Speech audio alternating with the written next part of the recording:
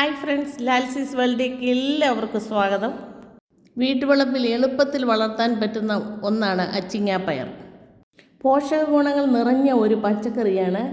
ഞാൻ അടുക്കളവാതുക്കൽ 4-5 ഗ്രോ ബാഗിൽ പയർ നട്ടുപിടിപ്പിച്ചിട്ടുണ്ട്.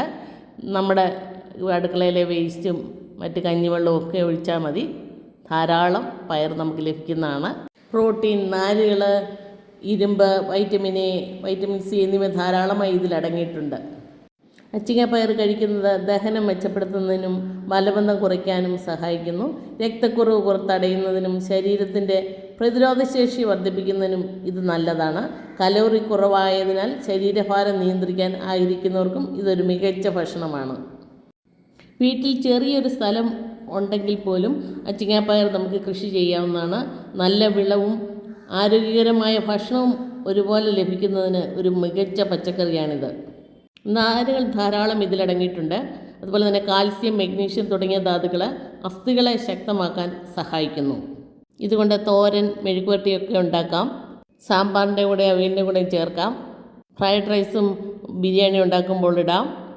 മുട്ടയുടെ കൂടെ തോരൻ വെക്കാം. അതിനാൽ നമ്മുടെ വീട്ടുവളപ്പിൽ തന്നെ കൂടുതൽ പച്ചക്കറികൾ നട്ടു വളർത്തുക. വിഷരഹിതമായ ഭക്ഷണം കഴിക്കാം. അതുപോലെ തന്നെ നമുക്ക് ആരോഗ്യവും സംരക്ഷിക്കാം. അച്ചിങ്ങാപ്പയർ നമ്മുടെ വീട്ടുവളപ്പിൽ ആരോഗ്യത്തിനൊരു പച്ചക്കൊടിയായിട്ട് നിൽക്കട്ടെ. വീഡിയോ ലൈക്ക് ചെയ്യാനും ഷെയർ ചെയ്യാനും കമൻറ്റ് ചെയ്യാനും സബ്സ്ക്രൈബ് ചെയ്തിട്ടില്ലാത്തവർ സബ്സ്ക്രൈബ് ചെയ്യാനും മറക്കരുത്.